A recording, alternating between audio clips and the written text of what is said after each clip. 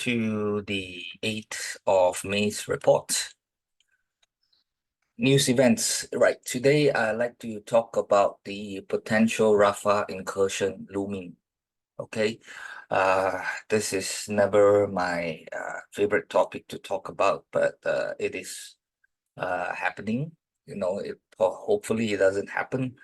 But the IDF, the Israel Defense Forces, are already near that area, if not at that area already. So we can only hope for things. But anyway, what does this mean to the trading war, and then what to look at?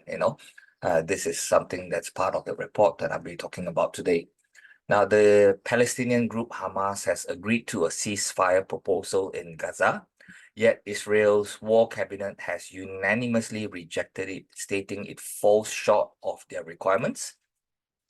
This has quashed hopes for an immediate halt to hostilities. Hamas is advocating for a permanent ceasefire, while mediators proposing a 6-week halt as part of a broader agreement.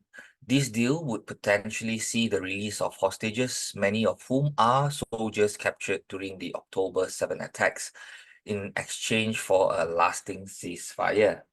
Now, under the proposed agreement, Israel would have also released hundreds of Palestinian prisoners, including those convicted of violent acts against Israeli civilians. However, a senior Israel official announced over the weekend that the Israel Defense Forces, IDF, might soon advance into Rafah to eliminate remaining Hamas battalion, irrespective of any temporary ceasefire to release hostages. Now, in response, right, what happened is the Israel military has advised approximately 1.4 million Palestinians in Rafah to evacuate, citing an impending military operation. Israel's defense minister has underscored the urgency of this operation now.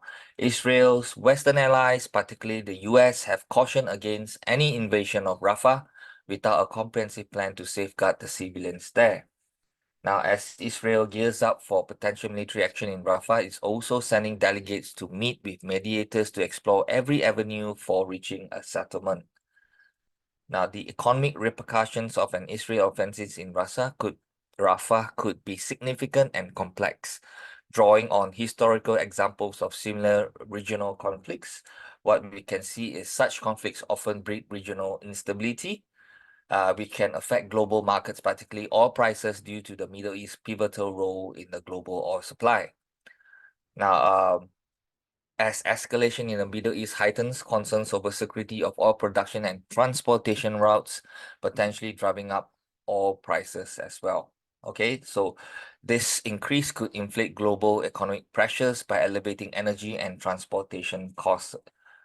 So, if this thing goes up, yeah, you could see that, it doesn't only affect oil, but later on, the inflation that comes with all these things will then affect the rest of the countries, in particular US as well. So you can see it's not a good thing, and it's in the US and other main economies' interest to see that this war ends as soon as possible. So now with this, we can only pray that it doesn't happen, but we need to be prepared for all these possibilities right now.